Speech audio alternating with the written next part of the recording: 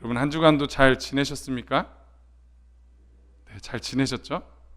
저는 한 주 동안 되게 바쁘게 지냈던 것 같아요. 왜냐하면 사실 제가 사람들을 이렇게 막 만나가지고 막 얘기하고 뭐 교제하고 이런 거를 들으신 분들은 알겠지만 제가 그렇게 막 즐겨하거나 막 찾아가서 그렇게 만나진 않거든요.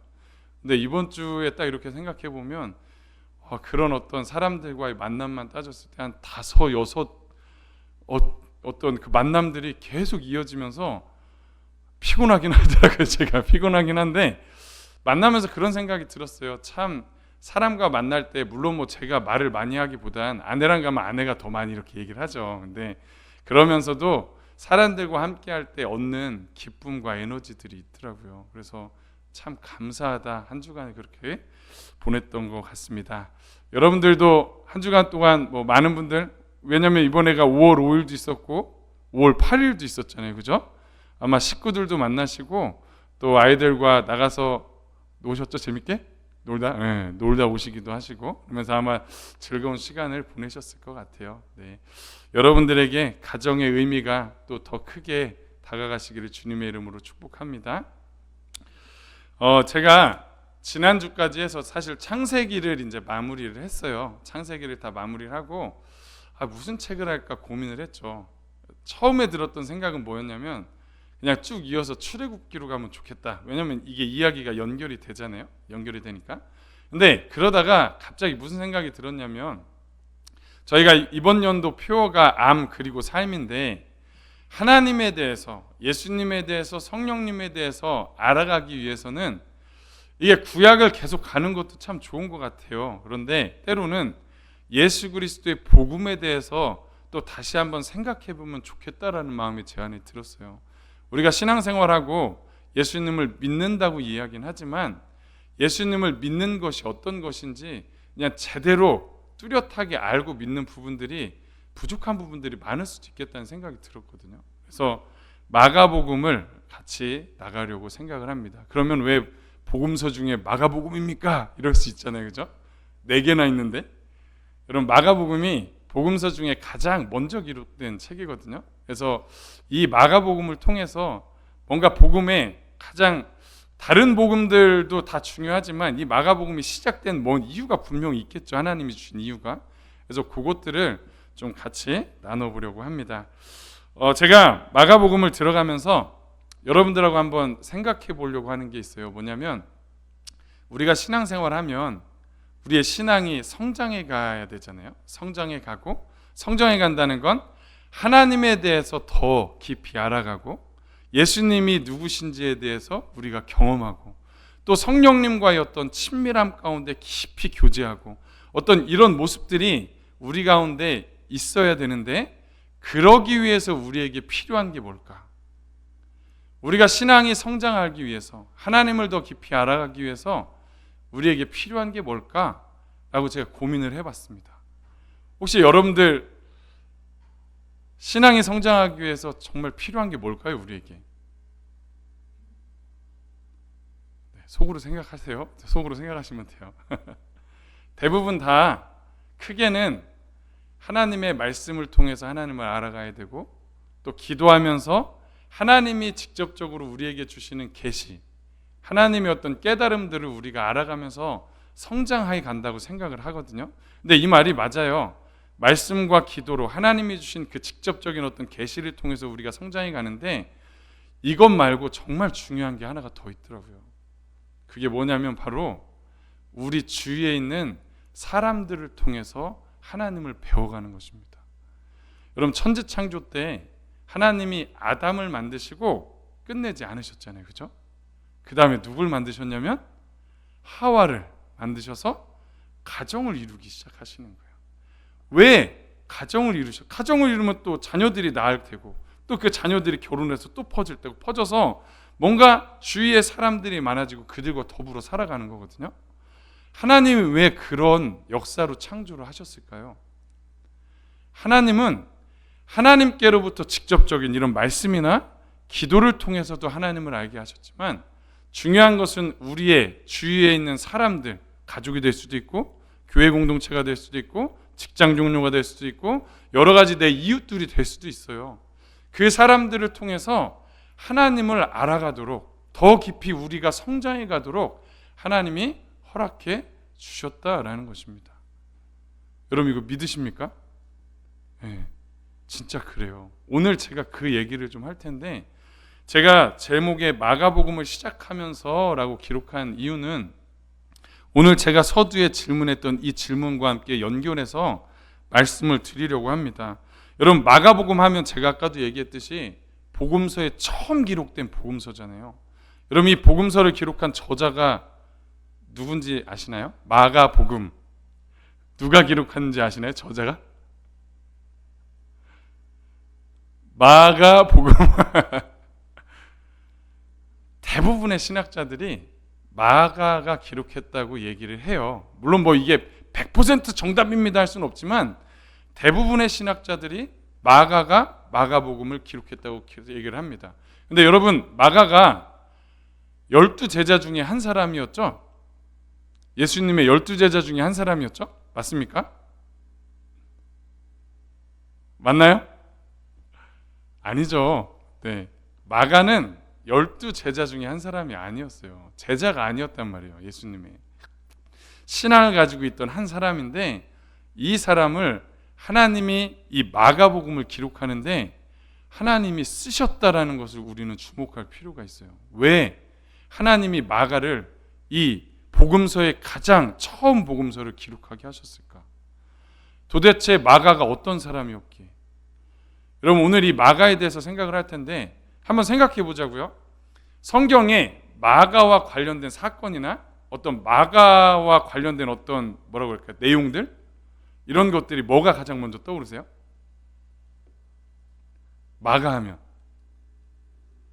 오순절, 정확하게 좀 더 구체적으로 오순절 마가의 다락방. 감사합니다. 네.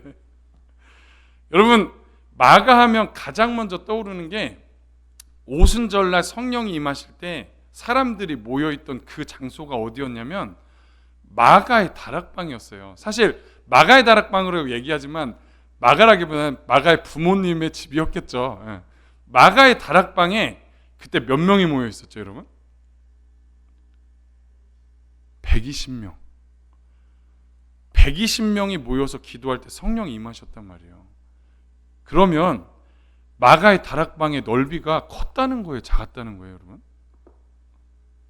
엄청 컸다는 거죠. 제가 이거 제가 성지순례 가면은 여기를 들린다고 해요. 저도 이제 가보진 않았는데 여기가 마가의 다락방이라고 하면서 사람들이 이렇게 성지순례를 쭉 지나가는 곳인데 여러분 뭐 저게 확실한지는 모르겠지만 대충 비슷하다고 생각했을 때 마가의 다락방이면 그냥 본체 1층을 얘기하는 게 아니라 1, 2층으로 된 2층을 얘기하는 거거든요. 위층? 우리처럼 뭐 다락방, 조그만 다락방을 얘기하는 게 아니라 마가의 다락방에 저만큼 120명이 꽉 차서 들어갈 정도의 건물을 가지고 있었다면 마가는 어떤 집의 아들이냐? 어느 정도 부유한 집의 아들이었다는 거예요. 가지고 있는 집의 아들. 그리고 마가복음을 기록할 때요. 헬라어로 기록했거든요. 이걸 마가복음을 기록할 때 헬라어로.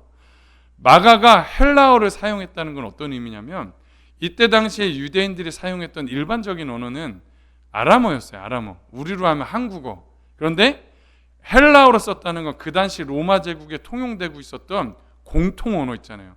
우리 지금으로 얘기하면 영어로 생각할 수 있는데 그러니까 마가복음을 우리가 한국 사람인데 이거를 영어로 지금 마가복음을 쓴 거예요. 그러니까 마가는 어떤 사람이냐? 교육 수준이 굉장히 높았다는 거예요. 뭔가 부유한 집안의 교육 수준이 높았다. 지금으로 그냥 얘기하면 금수저에 잘 나가는 사람이었다. 교육도 잘 받고. 자, 이게 이제 마가의 어떤 특징을 우리가 마가의 다락방에서 찾을 수가 있거든요. 자, 그러면 다음 또 마가가 관련된 어떤 구절이나 사건이 또 뭐가 있을까요? 마가랑 관련된. 여러분 사도행전에 가면 있는데 뭐가 있냐면 바나바와 바울이 이제 전도여행을 시작하거든요. 1차 전도여행을 시작합니다. 그때 마가와 바나바와 바울이 누구를 데려가냐면 마가를 데려가요. 왜냐하면 마가가 누구였습니까? 바나바의 생질, 조카였어요. 조카. 그래서 바나바가요 마가를 전도여행을 데리고 갑니다. 그런데 놀라운 것은 사도행전 13장에 보면 한번 같이 읽어볼까요? 시작.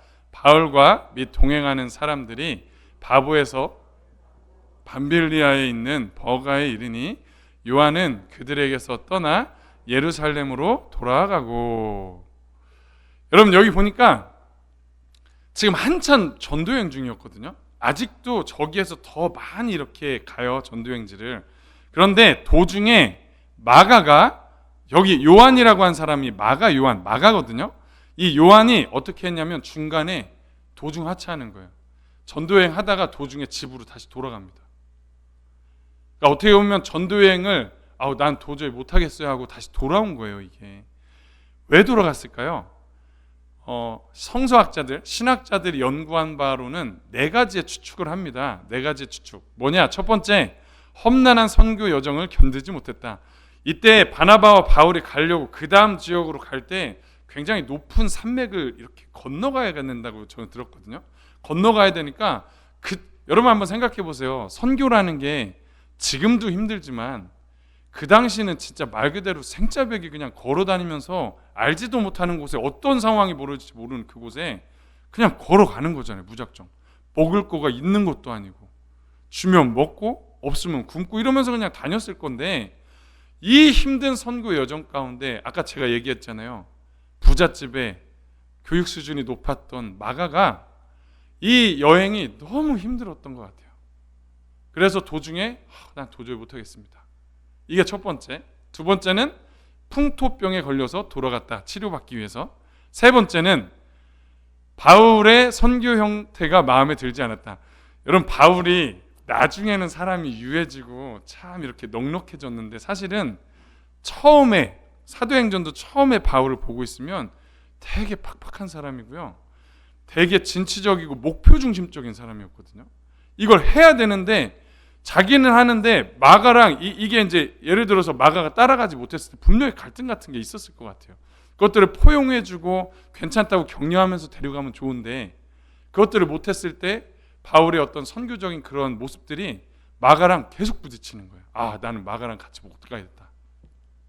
이런 어떤 형태가 있었을 거고, 네 번째는 향수병 때문에 돌아갔다. 뭐 이런 추측을 하는 거예요. 집이 너무 그리워서. 근데 제가 볼 때는 1번하고 3번이 가장 타당하지 않을까라는 생각을 해요. 이게 선교가 너무 힘드니까 도중에 그냥 돌아가고, 또 바울과 계속 부딪히니까 거기에서 오는 힘듦과 스트레스 때문에 나는 같이 못할 것 같아요. 이제 돌아가는 거예요.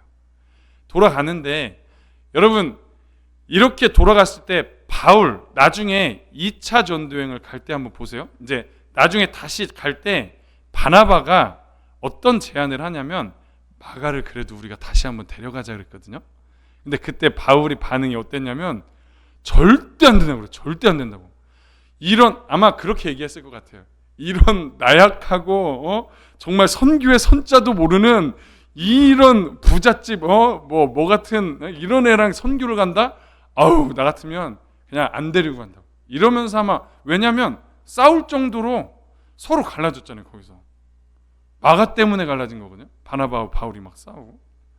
그래서 그 정도로 갈라졌다면 바울이 생각할 때 마가는 어떻게 보이는 사람이냐면 되게 나약하고 선교에 부적합하고, 그리고 뭔가 그 마인드가 너무 준비도 안 돼 있고 그런 어떤 사람, 이런 사람이 마가였다고 바울이 봤을 때. 그런데요 놀라운 게 뭐냐면 바울이 나중에 늙어서 기록한 서신서, 특별히 디모데 전후서에 보면 어떤 내용이 나오냐면 여기 한번 같이 읽어볼게요. 9절부터 10절 시작. 너는 어서 속히 내게로 오라. 대만은 이 세상을 사랑하여 나를 버리고 데살로니가로 갔고, 그레스게는 갈라디아로, 디도는 달마디아로 갔고, 11절 누가만 나와 함께 있느니라. 내가 올 때에 마가를 데리고 오라. 그가 나의 일에 유익하니라. 아멘. 여러분 놀랍지 않습니까? 시간이 흘러 나중에 바울도 이제 어느 정도 노년이 됐는데 그때 하는 얘기가요. 누구는 세상으로 갔고 또 나와 같이 있던 애들 또 선교지로 갔고 이제 누가만 남았는데 디모데죠. 디모데 네가 올 때 누구를 데려오라고요? 마가를 데려오라는 거예요. 마가. 왜요? 마가가 어떤 사람이라고 지금 표현하고 있어요? 나의 일에 유익한 사람이래요. 여러분 바울이 예전에는요 이런 쓸모없는 하면서 내팽겨쳤던 그 마가가 이 디모데후서 4장에 가니까 나에게 유익한 자다 하면서 이제는 오라고 꼭 데리고 오라고. 여러분 무슨 일이 있었던 걸까요? 그럼 마가가 바울이 생각할 때 유익한 사람으로 이게 성장하고 변화됐다는 거거든요. 도대체 마가에게 어떤 일이 있었냐는 거예요. 제가 오늘 아까 서두에 그런 얘기를 했잖아요. 하나님을 우리가 알아가는 방법에는 크게 두 가지가 있다. 첫 번째는 성경과 기도를 통한 하나님의 어떤 직접적인 계시를 통해서 우리가 배워갈 수 있고 알 수 있다. 두 번째는 뭐였죠? 우리 주위에 있는 사람들을 통해서 하나님을 알아가도록 배워가게 하신다. 여러분 제가 마가 얘기를 하는 이유는 마가가 이렇게 성장할 수 있었던 이유가 어디에 있었냐면 바로 주위에 있는 사람들을 만나고 그 안에서 함께 부딪히면서 성장해 갔다라는 거예요. 특별히 마가 주위에 이렇게 누가 있었냐면 성경을 통해서 근거를 들자면 두 명의 사람이 굉장히 중요한 두 명의 사람이 있었거든요. 그 첫 번째 사람이 누구냐? 우리가 한번 베드로전서 5장 13절을 같이 읽어보겠습니다. 시작. 택하심을 함께 받은 바벨론에 있는 교회가 너희에게 문안하고 내 아들 마가도 그리하느니라. 아멘. 여러분 여기 보면 베드로 전후서는 누가 기록을 했죠? 네? 베드로죠. 네, 맞아요. 베드로가 기록한 거예요. 근데 베드로가 직접 기록한 건 아니에요, 사실은. 여러분 신학자들의 성경을 연구해 보면 이 베드로 전후서랑 마가복음이랑 필체가 거의 유사하다고요. 이게 무슨 얘기일 것 같아요? 여러분 전승의 초대교회의 어떤 교부들의 증언에 따르면 베드로의 통역관이 마가였다고 합니다. 마가. 그러니까 통역관이자 그가 하는 얘기를 베드로는 이제 못 배웠으니까요. 헬라어로 기록하고 그런 것들을 통역했던 건 다 누구를 통해서 했냐? 마가를 통해서 하는 거예요. 그러니까 사실은 베드로 전후서도 어떻게 보면 마가가 베드로의 말을 듣고 기록했을 가능성이 굉장히 높습니다. 그래서 베드로 전후서랑 마가복음이랑 필체가 거의 유사하다는 거예요. 이게 뭘 증거하냐면 마가가 누구의 영향을 많이 받았냐? 베드로의 영향을 많이 받은 거거든요. 우리가 한번 다시 돌아가 볼게요. 아까 마가의 다락방이라고 그랬잖아요. 마가의 다락방. 여러분 이 마가의 다락방은 어떤 의미를 가지고 있냐면 예수님도 거기에서 제자들과 함께 묵기도 하시고 함께 지냈던 공간이었어요, 사실은. 그리고 사도행전을 보면 함께 합심해서 모여서 기도했던 곳이 다 대부분 어디냐면 마가의 다락방이었거든요. 그러면 마가가 자기가 성장할 때 그 집에 있을 때 항상 누가 그 집을 들락달락거렸겠어요? 예수님의 제자들이. 또 예수님의 그 성도들이 들락달락했어요. 그러니까 베드로와 마가는 항상 잘 알고 지내던 사이였던 거예요. 그런데 어느 날 무슨 소식이 들려오느냐? 마가가 바울과 바나바랑 선교 여행을 갔는데 이게 도중에 실패하고 돌아왔다는 거예요. 이게 다 끝내지 못하고 그냥 힘들어가지고 돌아왔다는 거예요. 여러분 그 얘기를 베드로가 들었을 때 어떤 마음이 들었을까요? 야, 참 마가가 자기도 하려고 나름 선교하려고 갔는데 다시 돌아왔다는 게 얼마나 실패감이 클까? 얼마나 어려움이 클까? 저도 여기 이제 몽골 선교사님도 계시지만 제가 19년도에 몽골 선교를 간 적이 있었거든요. 팀하고 같이 쭉 갔는데 제가 사실은 한 10일 정도 남겨놓고 먼저 저랑 아내랑 같이 몽골로 돌아온 적이 있어요. 다 끝내지 못하고. 왜냐하면 몸이 너무 아파져가지고 그때 막 코피도 그 건조한 날씨와 여러 가지 상황들이 저를 힘들게 해서. 근데 사실은 제가 그런 어떤 환경적인 외부적인 그런 어떤 외국에 나가서 적응을 잘 못하는 사람이 아니거든요. 왜 제가 아팠냐면 그 인도하는 리더분이 계셨는데 그분이 일정을 너무 빡빡하게 하는 거예요, 진짜. 왜냐면 울란바토르에만 있었으면 문제가 안 되는데 막 기차로 한 4시간, 5시간 가는 곳까지 가서 거기서 잠을 2시간, 3시간 자면서 세미나를 했던 것 같아요. 준비해서 밤새 준비하고 또 가서 하고, 밤새 준비하고 또 가서 하고. 그러니까 제가 체력이 버티질 못하는 거예요, 제가. 그래서 그 다음 일정을 제가 쫓아가질 못하니까 말씀드렸던 게 뭐였냐면, 제가 울란바토르에 가서 병원에 가서 진찰도 받고 좀 회복할 동안 기다려달라, 그리고 회복하면 제가 다시 조인하겠다 했는데, 이게 그분들이 가고 싶은 지역이 있는데 거길 꼭 가야 되는 거예요. 그러니까 우리를, 어떻게 보면 제가 느낌이 그랬어요. 우리를 버린 것 같은 우리를 이렇게 내팽겨놓고 자기네들 뜻대로 자기네들만 막 간 것 같은 막 그런 어떤 배신감? 막 이런 배신감? 이런 걸로 같이 할 수 없는데, 어차피 그분들 갔다 오면 끝이잖아요. 우리는 울란바토르에 그냥 끝나서 그냥 계속 거기에 있어야 되는 상황인데, 그래서 우리가 그럴 바에는 그냥 우리가 먼저 들어가겠다 해가지고 들어왔거든요. 들어왔는데 뭔가 다 맞추지 못했다라는 그 실패감이 제 안에 있었어요. 막 끝까지 10일 남겼는데, 좀 이제 왜냐면 2달을 있었는데 10일 남겼단 말이에요. 2달 동안 있었는데. 그러니까 그 실패감, 그 다음에 어떤 좌절감, 그 배신감, 막 이런 것들이 막 저를 힘들게, 저희 아내도 힘들어했고 막 그런 힘든 가운데 있었는데, 그런 마음이 마가에게도 있지 않았겠나 저는 생각을 하는 거예요. 마가가 자기는 선교를 같이 하겠다고 맨 처음에는 자신 있게 갔는데 그 상황이 생각보다 너무 힘들고, 같이 갔던 바울과의 관계가 너무 힘들고, 뭔가 이렇게 다독거려주는 게 아니라 맨날 뭐라고 했을 거 아니에요. 너 왜 이렇게 못하냐, 너 뭐 이러면서 막 그 어떤 모습들이 너무 힘들고. 그래서 돌아왔을 때 마가는 아마 실패감, 좌절감, 다 끝내지 못했다는, 내가 이거밖에 안 된다는 어떤 마음 가운데 되게 힘들었을 것 같거든요. 그때 그 소식을 누가 들었냐는 거예요. 베드로가 들었겠죠. 여러분, 베드로가 누굽니까? 베드로를 한번 생각해 보세요. 베드로가 바로 실패의 아이콘, 그 다음에 배신의 아이콘 아닙니까? 예수님을 3번 부인했던, 예수님의 사랑으로 회복됐던 베드로가 그 얘기를 딱 들었을 때 자기의 모습이 떠올랐을 것 같아요, 저는. 그리고 그 베드로가 마가를 찾아갔겠죠. 그러면서 마가를 어떻게 했을까요? 아마 끌어안아줬을 거예요. 네가 부족한 존재여서 그런 게 아니라고.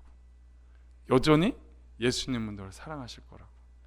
나도 예전에 예수님을 배신했던 사람이라고 하면서 자기 얘기하면서 막 위로해주고 격려해주고 막 지지해주면서, 너 그러지 말고 나랑 같이 일하자 이러면서 베드로가 아마 마가를 막 계속해서 막 지지해주면서 일어설 수 있도록 분명히 이렇게 해줬을 거거든요. 여러분, 마가가 아까 바울이 다시 내 유익한 자다 마가를 데리고 오라 할 수 있었던 이유 중에 하나는요, 베드로의 지지와 격려와 수용과 그 사랑함, 그를 다시 끌어안았던 그 모습이 있었기 때문에 마가가 성전에 갈 수 있었던 거예요. 두 번째는 뭐죠? 또 누가 있었습니까? 전 바나바를 빼놓을 수가 없다고 생각해요. 아마 마가가 다시 힘을 내고 용기를 얻어서, 저는 그렇게 생각했을 것 같아요. 바나바에게 다시 요청해서 제가 다시 좀 따라가고 싶습니다. 제가 저번엔 실패했는데 아니요, 이번엔 잘할 수 있어요. 제가 갈게요. 그러니까 바나바가 그 얘기 듣고 이제 출발하기 전에 바울한테 얘기를 해야 되잖아요, 그죠? 바울한테 가서 얘기했겠죠. 뭐 다른 얘기하다가 이제 넌지시 이제 한 가지 슬쩍 이렇게 껴듯이, 근데 마가가 예전보다 바뀌었어. 그러면서 우리 이번에 마가에게 한번 다시 기회를 주면 좋겠다. 우리랑 같이 전도여행 갔으면 좋겠다. 이 얘기를 했을 거 아니에요. 근데 어떻게 됐습니까?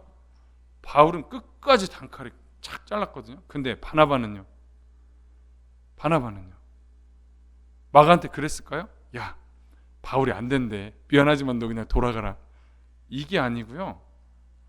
바울하고 갈라질지라도, 바울과 전도여행을 따로 갈지라도 마가를 끝까지 데리고 가는 거예요. 그리고 그 선교여행에서 선교할 수, 다시 그 실패한 현장에서 다시 회복할 수 있도록 바나바가 다 도와주는 거예요. 여러분, 이게 얼마나 힘이 되겠냐는 거예요. 지지와 격려. 사랑하는 성도 여러분, 제가 지금 마가복음을 시작하면서 이 저자에 대해서 제가 이렇게 자세하게 말씀을 드리잖아요. 왜 자세하게 말씀을 드리냐면, 그랬던 실패감에 쩔었던 마가가 베드로나 바나바를 통해서 다시 회복과 지지, 격려를 얻어서 회복이 되고 성장해 가서 나중엔 유익한 사람으로 바뀌었는데, 그 과정을 통해서 마가가 뭘 배웠겠냐는 거예요. 그 사람들을 통해서 분명히 예수님의 사랑을 더 깊이 깨달았을 거예요. 하나님의 그 광대하신 은혜를 더 깊이 깨달았을 거고요.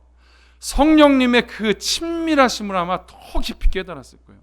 그러면서 그것을 가지고 녹여낸 것이 마가복음이라는 거예요. 지금 사랑하는 성도 여러분, 우리도 마찬가지인 것 같아요. 제가 한번 질문을 한번 해볼게요.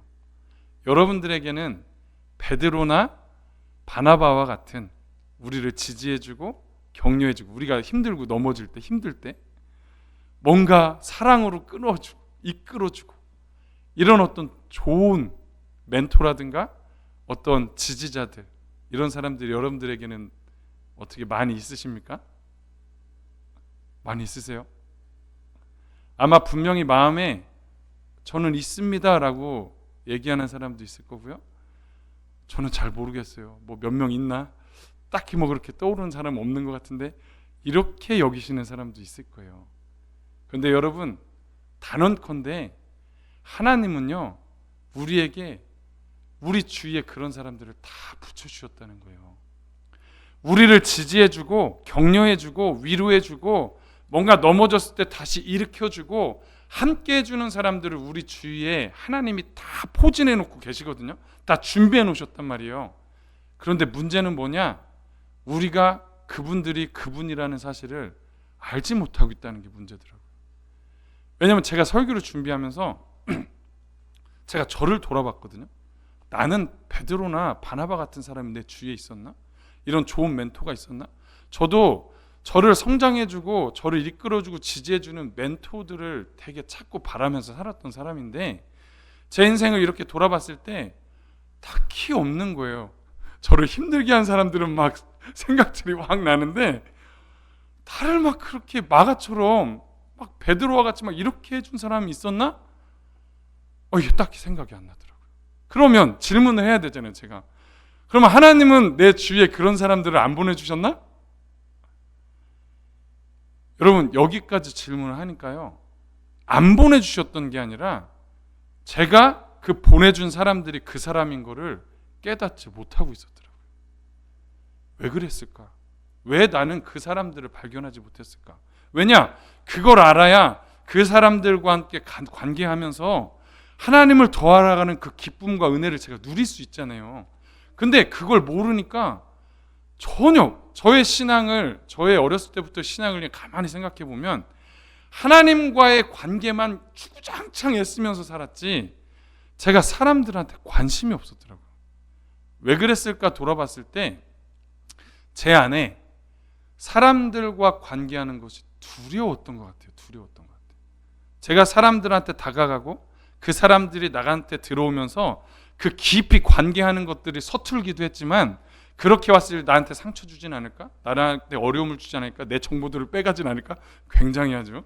막 날카롭게 생각하면서, 그러면서 제가 했던 주의가 뭐냐면, 안 주고 안 받기. 다른 사람들한테 도움받고 살지 않겠다. 나는 다른 사람들의 어떤 도움들이 필요 없다.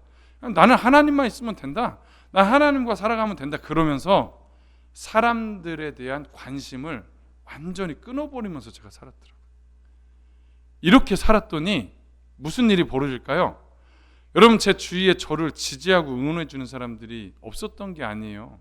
와서 막 반가워해 주시는 분들도 있고, 때로는 뭐 재정적으로도 도와주시고, 뭔가 필요한 거 없냐고 물어봐 주시고, 기도해 주시고, 막 밥 사주겠다고 나오라고 막 전해 주시는 분도 있는데, 이런 어떤 것들이 저에게 소중하게 다가왔던 게 아니라 그냥 귀찮은 거, 그냥 빨리 지나갔으면 좋겠다고, 그런 생각으로 제가 살아오다 보니까 하나님이 주신 그 지지자들을 제가 다 놓치고 있었더라고요. 거기서 누려야 되는 그 은혜를 제가 다 놓치고 있었더라고요. 제가 이 설교를 준비하면서 하나님 앞에 다시 한번 기도하게 됐습니다. 제가 그래서 하나님, 제가 그 지지자들을 볼 수 있는 눈을 하나님 저에게 허락해 주셔서 다시 그들과 관계를 통해 하나님을 더 깊이 깨달을 수 있도록 도와주십시오. 제가 그것을 주셨는데 놓쳤던 것들, 감사하지 못했던 것들, 그 작은 것들에 제가 주목하며 그것을 발견하지 못했던 것들 하나님 용서해 주세요. 제가 다시 새로운 관계로 들어갈 수 있도록 하나님 도와주세요. 왜 제가 그렇게 기도할 수밖에 없었냐면, 하나님 아까 제가 얘기했잖아요. 두 날개를 주셨어요. 하나님을 알 수 있도록 두 날개를 주셨는데 이쪽은 주구장창. 그런데 여러분 한번 생각해 보세요. 우리가 하나님의 말씀 열심히 기도하고 하나님의 말씀 막 읽는다고 해서 하나님을 제대로 알 수 있을까요? 우리는 부족한 사람들이기 때문에 한계가 있어요. 잘 깨달을 수 있는 사람들이 아니란 말이에요. 그래서 하나님이 주신 게 사람들이라고. 사람들을 통해서 하나님을 알아가도록. 근데 제가 완전히 절반을 잃어버리고 사니까 이쪽도 제대로 아는 것도 아니고 그냥 계속 맨 땅에 헤딩하면서 쳇바퀴 돌듯이 신앙생활하면서 살았던 것 같아요. 제가 이제 와서 제가 좀 깨닫는 건 뭐냐면, 내 주위에 하나님이 이렇게 귀한 사람들을 주셨구나. 먼저는 내 아내를 주시고 양가 부모님을 주시고, 사실 이 자리에는 우리 성도님들도 저한테는 정말 그런 분들인데 제가 그런 것들을 잘 몰랐던 것 같아요. 그리고 우리 지방에 있는 목사님들 맨날 저한테 밥 먹으러 오라고 밥 사주시고 막 이러는 게, 그게 다 저를 지지해 주시는 거거든요. 어떤 성도님들, 알지 못하는 분부터 아는 모든 성도님들도 저에게 막 이렇게 관심 가져주시고, 어떤 분들은 와가지고 제가 오기만 하면 그냥 얼마나 반가워해 주시는지, 그게 지지고 격려거든요 사실. 근데 그게 제가 가치 있는 걸 몰랐다고요. 제가 이런 것들이 저에게 정말 하나님을 알아가는 통로가 되고 은혜가 되는데 제가 다 놓치고 있었다. 사랑하는 성도 여러분, 아마 우리 성도님들은 그러진 않으실 거라고 생각을 해요. 그러나 혹시라도 더 나를 지지해 주는 사람들이 더 많이 발견하고 찾을 수 있는데 그런 것들을 닫고 지내신 분들이 있다면 우리 좀 같이 기도했으면 좋겠어요. 하나님, 제 눈을 다시 열으사 하나님이 주신 그 지지자들을 발견하게 하시고 보게 하셔서 그들과의 관계 속에 들어가고 그 안에 주시는 기쁨으로 내가 성장해 가게 도와주세요. 하나님을 더 알아갈 수 있도록 도와주세요라고 우리 같이 기도하면서 나갔으면 좋겠습니다. 여러분, 오늘 마지막으로 찬양하고 기도하고 싶은데, 주가 일하시네. 하나님이 우리 주위에 이미 일하고 계세요. 여러 가지로 내가 어떤 상황이 내가 기쁘든 슬프든 어떤 상황이 있든지 하나님은요 지금도 일하고 계세요. 여기서 일한다는 건 사람들을 통해서 저를 막 가르쳐 주시고 일으켜 주시고 격려해 주시고 사랑해 주시고 성장해 가도록 하나님을 알도록 계속 일하고 계신다는 거예요. 이 찬양하면서 우리 좀 그런 하나님, 그리고 우리의 관계를 더 발견해 갈 수 있도록 우리 인도해 달라고 기도했으면 좋겠습니다.